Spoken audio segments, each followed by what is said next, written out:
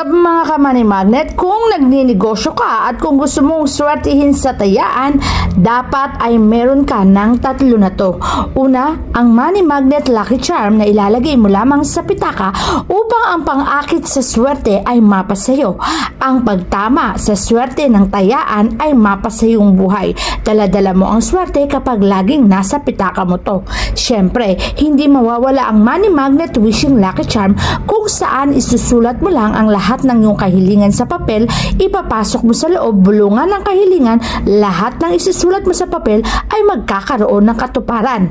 At kapag pupunta ka na sa tayaan o kaya naman sa negosyo mo, dapat ay suot-suot mo tong money magnet blessed bracelet upang sa ganun mas ma-attract at maakit mo ang swerte.